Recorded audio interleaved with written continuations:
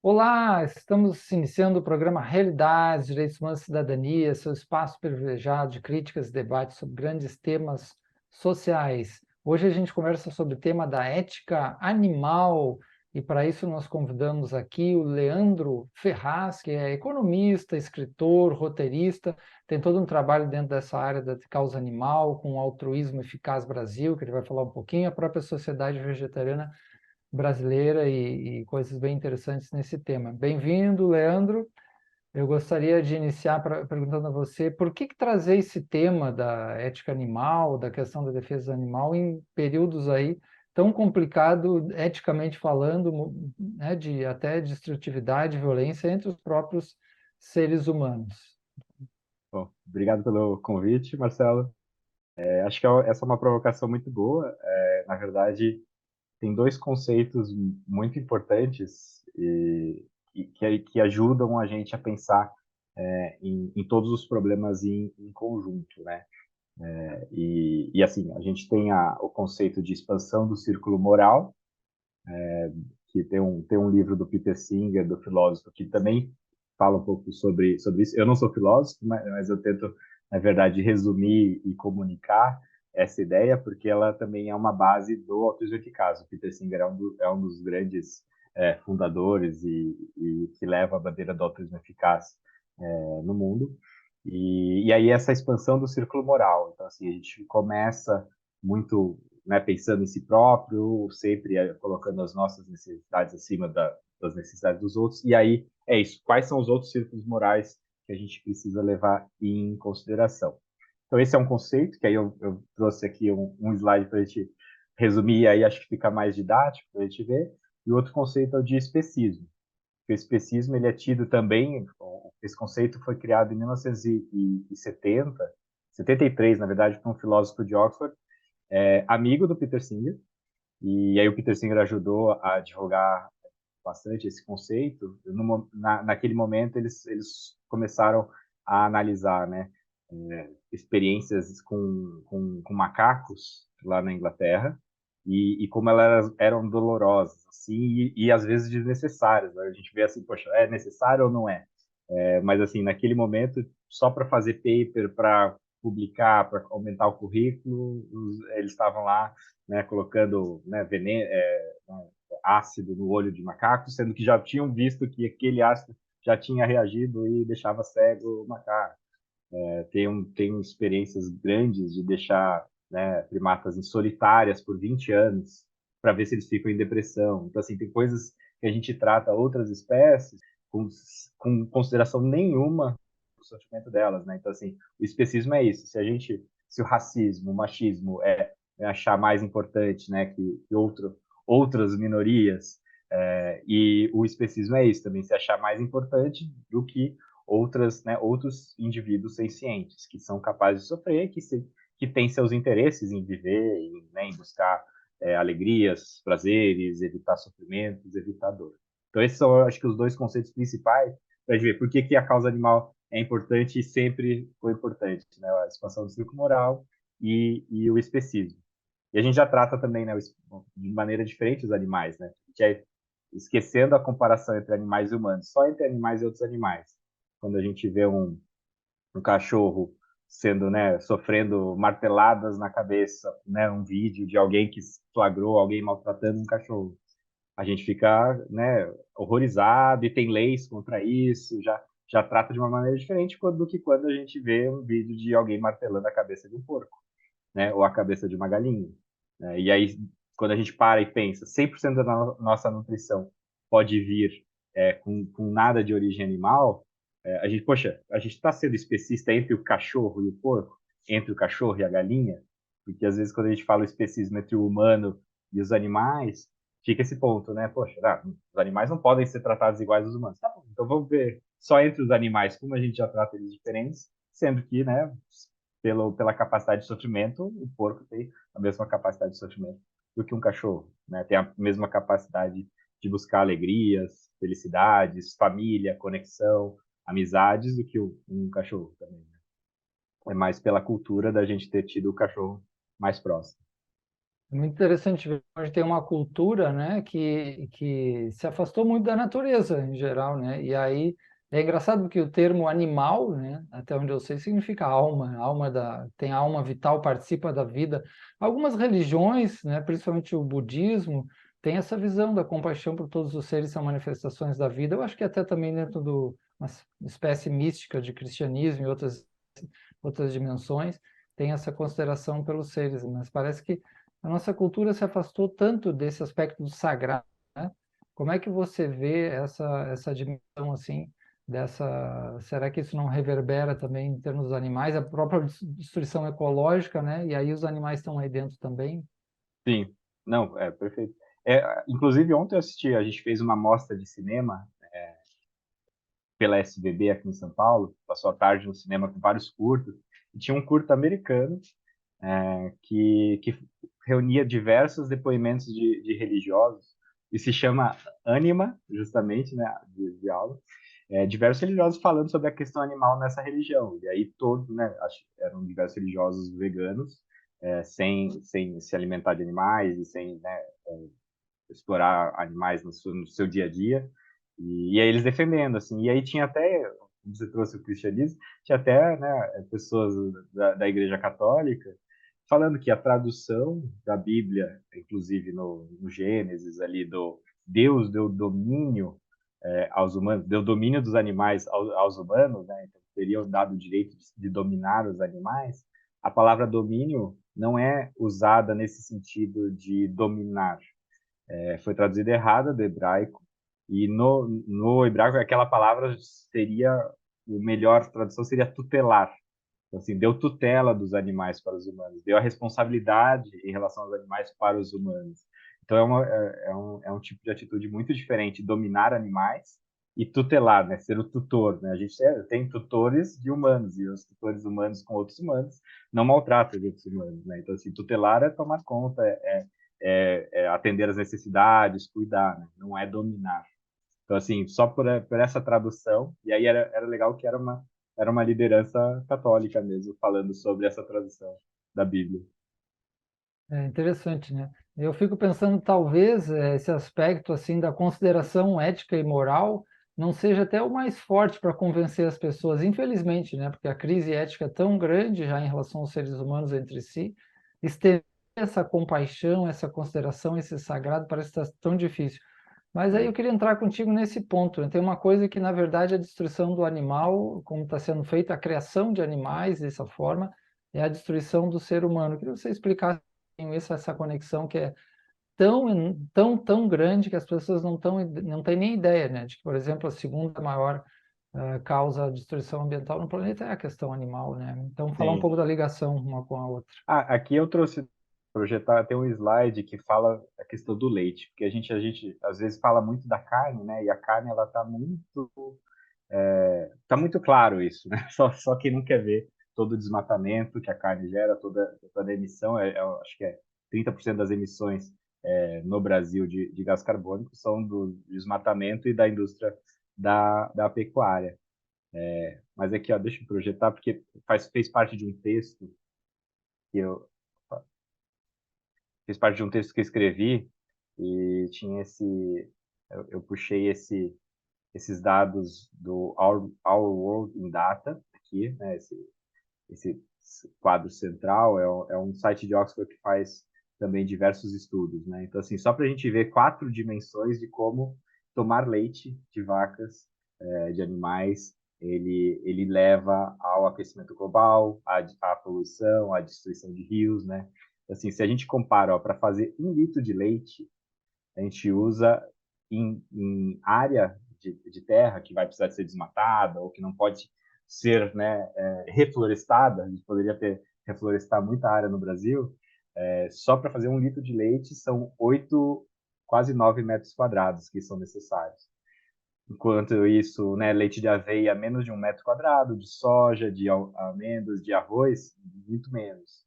A gente fala de uso de água, para fazer 1 litro de leite, são 630 litros de água utilizados. Para amêndoas, arroz, óleo de soja, de só 30 litros. Se a gente fala de emissão de gás carbônico para 1 litro de leite de vaca, também 3 quilos de gases de efeito estufa são emitidos. Contra, né, de amêndoas aqui só, né, nem 1 quilo de gases de efeito estufa são emitidos. E eutrofização, que é, né, a própria poluição em si de rios, destruição de biodiversidade, e acabar com todo aquele sistema, né, quando a gente fala de esse indicador, quando a gente fala de leite de vaca, 10 vezes mais do que de soja, por exemplo. A gente fica, poxa, a soja, 80% da soja no Brasil é para ração de animais. Né? Então, assim, a soja produzida no Brasil que desmata, né, que tem um monte de agrotóxicos, etc., né, a gente poderia migrar para uma soja não transgênica, mais orgânica, para a alimentação humana e tem um impacto de poluição muito menor do que o leite de vaca. Então, acho que às vezes a gente vê, né, a carne vai ficando muito fácil de mostrar que a poluição precisa reduzir, mas o leite também precisa reduzir, né, e até né, tem um documentário que chama Seaspiracy, que fala da indústria da pesca, como a pesca, né, oceânica, ela faz redes de arrasto do tamanho, as redes de arrasto são gigantescas, do tamanho da Catedral da Sé, e elas ficam arrastando desde o fundo do oceano tudo, assim. Então imagina todo né, todo esse tamanho de rede, arrastando desde os corais lá do fundo, todos os micro-organismos, diversas outras espécies que depois vão ser mortas e jogadas de volta, porque não vão para alimentação. Então, assim, a própria pesca, ela destrói muito o meio ambiente e né, os oceanos fornecem, né, muito do nosso oxigênio, né? Não são só as florestas, são os micro-organismos dos oceanos que né, trazem, possibilitam a vida aqui na Terra. Interessante, né, Leandro? Você está falando aí a questão da indústria da carne, né? É diferente de alguém estar lá com a sua varinha pescando, ter a sua galinha ali Muito. para estar criando no fundo do quintal com seus ovos, as suas galinhas, o seu bichinho, né? A gente tem um impacto assim gigantesco e destrutivo, né? Cada vez maior aí dentro, né? Fora os usos também na questão de cosméticos e pesquisas, como você já estava falando, pesquisas científicas, muito que poderia ser desnecessário, talvez alguma até fosse necessário, ok, mas Uhum. quanto que né, uso em diversão, uso né, dos circos, por exemplo, que isso já foi modificado, mas ainda é uma questão, e quantas coisas os animais pagam o pato, né? Dizer Sim. assim, mas antes de fazer o nosso intervalo, já vou deixar aqui uma recomendação, você falou em filme, para o nosso telespectador, é imperdível, né? Eu já passei muito em sala de aula, A Carne é Fraca. O filme A Carne é Fraca, né? É um filme que mostra muito essa realidade. Já é um pouco assim, já tem mais, eu acho que mais de 20 anos, né? Não sei qual é a data exata dele. E o outro é Os Terráqueos, é um filme norte-americano que é fantástico, assim, Eu muito. consegui assistir 5 minutos É, de Terráqueos. pois é, Eu assisti um muito Terráqueos, parecido que chama Dominion, que é um domínio. pouco Dominion, que é um pouco mais novo, é de 2017, então é em alta definição, tem câmeras melhores que o Terráqueo. Eu assisti as 2 horas, foi isso que me levou ao veganismo. O É, Terráqueos, aí depois eu fui tentar assistir o Terráqueos, não aguentei. Já tinha assistido 2 horas do Dominion. Nossa, é muito forte, é muito importante ter essa então, experiência, né? então fica a dica aí, né? A Carne é Fraca, Terráqueos e Dominium, para Dominion. a gente poder ter essa noção. Vamos fazer um pequeno intervalo, já voltamos a conversar com o Leandro Franz, que aí tem seu trabalho, além de reutarista, escritor, economista, um trabalho profundo aí na ética animal. Voltamos já já.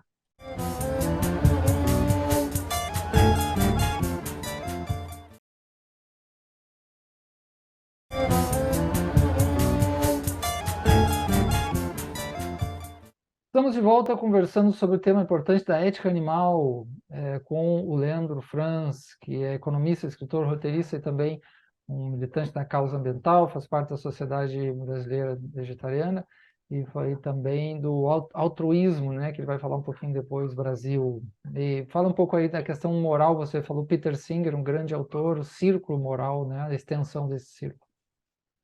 Boa, Marcelo. Eu separei, né, 3 slides aqui bem rapidinhos para a gente visualizar, porque acho que fica mais didático do que contar, mas assim, basicamente, acho que já está na tela, né?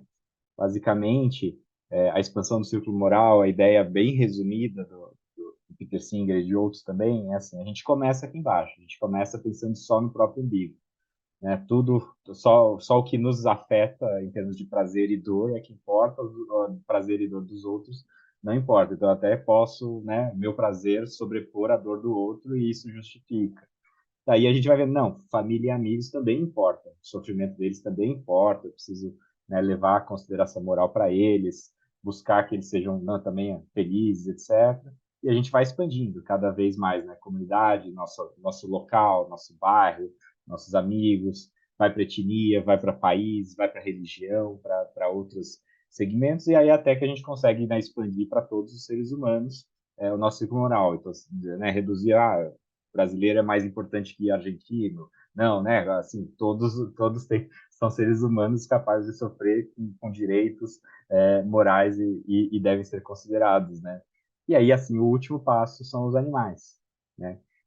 A gente levar em consideração porque eles também são capazes de sofrer. Tem sistemas nervosos centrais que levam a eles a buscarem prazer ou evitarem sofrimento. O que nos leva para cima na expansão do círculo moral? Compaixão, justiça, e aí vem muito, né, das religiões, que trabalham muito com paixão, o senso de justiça, equidade, princípios utilitários, sermos, né, reduzirmos nossos preconceitos, nossas discriminações, o que nos leva para baixo? E aí a gente fica, né, nesse ponto todo tendo que exercitar esse lado esquerdo que nos leva para cima e reduzir um pouco esse lado direito que nos puxa para baixo, né? Conexão familiar, só minha família importa, nossos apegos, nossa lealdade de grupo, medo do diferente, medo do desconhecido, zona de conforto que a gente vive, ou os próprios ismos, né? Racismo, machismo, todos eles nos levam a reduzir nosso círculo moral. Então, assim, ao longo da história, e a gente vai encontrar pessoas em diversos pontos, e às vezes algumas também dão um salto. Tem pessoas também que amam muitos animais e também são capazes, sei lá, de violentar um ser humano. E a gente precisa lutar para, né, preencher todos esses quesitos aqui, todos os indivíduos capazes de sofrer. E essa preocupação, que é bem rapidinho, não vou ler, mas vem desde 500 anos antes da Era Comum, aqui é um exemplo. Na Krishna também, no livro Bhagavad Gita, também fala sobre tirar os animais do prato e evitar o sofrimento dos animais, mas assim, Pitágoras fala que enquanto a gente não aprender a respeitar até o máximo os seres humanos, e quando a gente for destruidor desses seres, a gente não vai conhecer nem saúde interna, nem a paz mundial. Então, assim, é como se o especismo, né, da gente jogar a espécie, né, as outras espécies e colocar a espécie humana acima de tudo, o especismo é a raiz de todos os ódios, porque quando a gente aprende a respeitar alguém, né, alguém com patas, alguém com pelos, alguém com penas, como que a gente não vai respeitar alguém que é só diferente de tamanho, diferente de cor, diferente de crença religiosa, etc. Então, assim, a raiz é isso e todos os outros ismos e todos os outros ódios vêm dessa mesma árvore comum que é o especismo, né? Aí tem Einstein, tem Leonardo da Vinci, tem o Schopenhauer, todos falando também nesse sentido, de respeitar os animais. E aí, só para fechar com a sua pergunta do altruísmo eficaz, é um pouco isso, né? A gente divide os animais aqui, né? Hoje a gente já respeita como sociedade cães e gatos. É expandir isso. Já respeita um pouco também, já tem regras e leis para não matar baleias, não matar golfinhos, não matar onças, a gente expandir isso para todos os seres sencientes, que hoje não tem nenhum direito escrito e os porcos continuam levando marteladas na cabeça. O altruísmo eficaz olha isso para cima e olha isso para frente, no curto e longo prazo.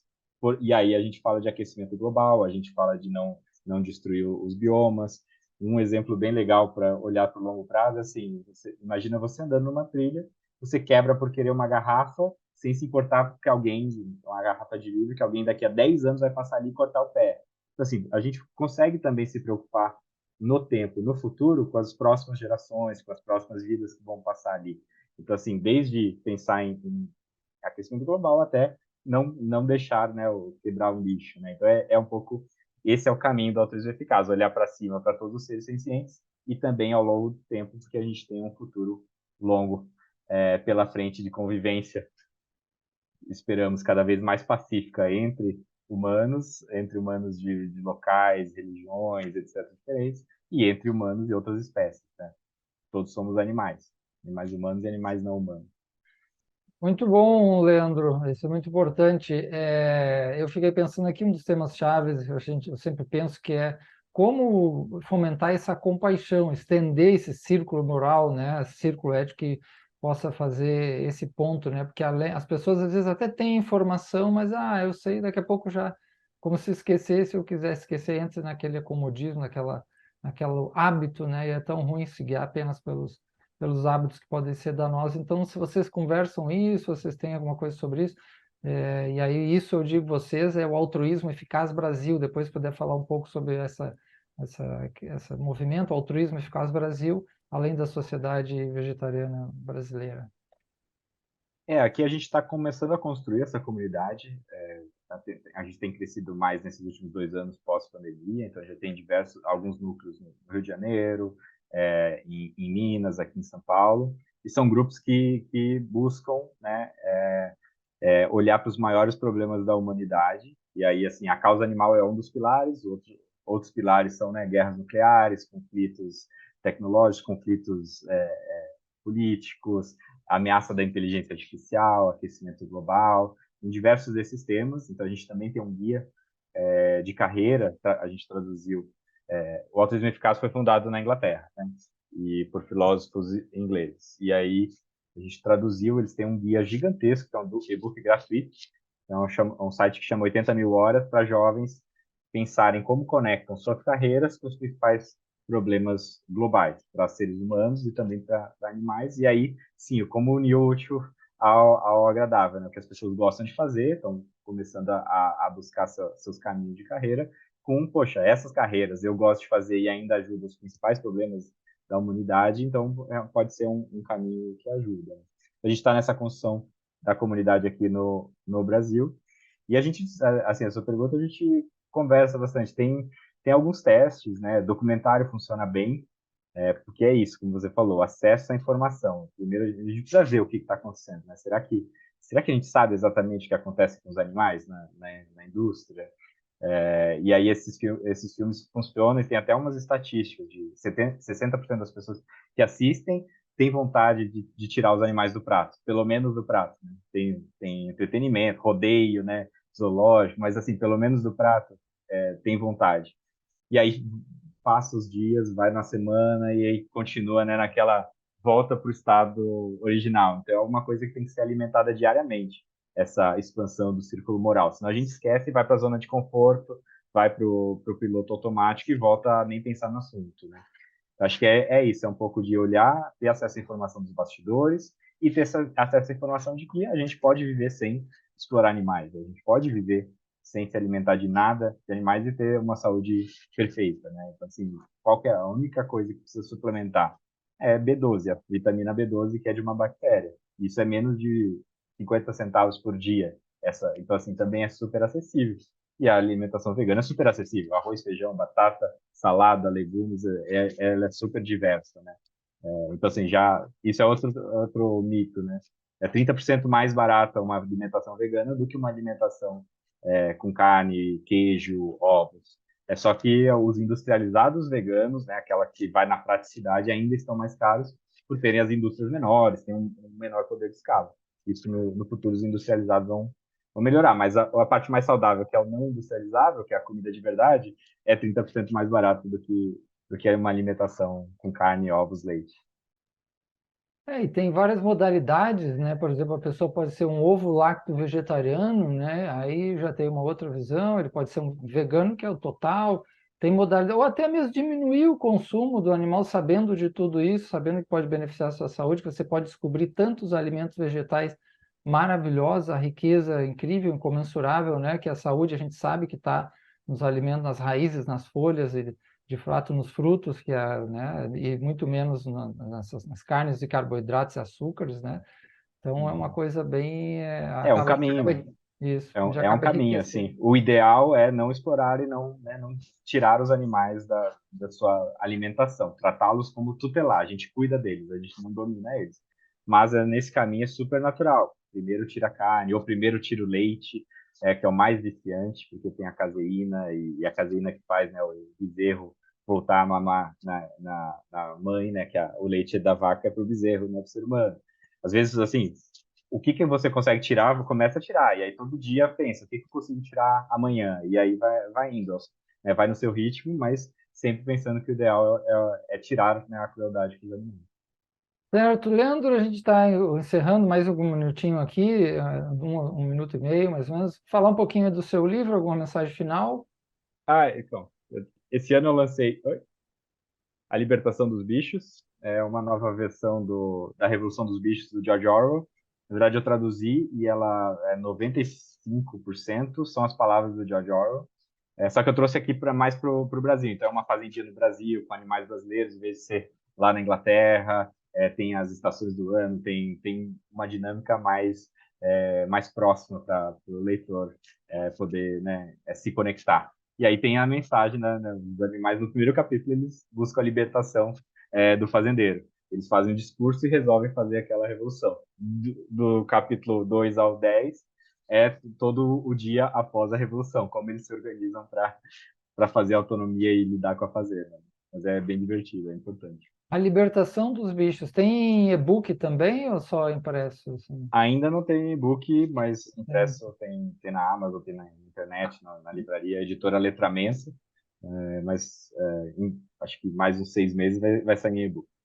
Certo. Leandro, quer deixar algum contato, alguma indicação, algum site ou sociedade brasileira? Acho que convidar todos, as pessoas que estiverem assistindo, né, o Autismo Eficaz Brasil, @Autismo Eficaz Brasil no Instagram. O meu Instagram também, eu sou ativista de diversas ONGs, da Sociedade Vegetariana, da Autismo Eficaz, da Animal Equality Sinergia.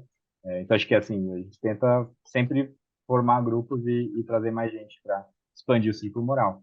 Né, uma coisa é você na atuação individual, a outra é você conversando com as outras pessoas, né, na rua, no dia a dia. Muito bom, Leandro. Agradecemos muito, então, aí a tua presença com esse tema tão importante, né? Leandro Franz, roteirista, escritor, economista, participando aí da Sociedade Vegetariana Brasileira do Altruísmo Eficaz Brasil, conversando com a gente sobre ética animal. Tá bom? Obrigado, Leandro, e a todos, Obrigado, e Marcelo. até a próxima.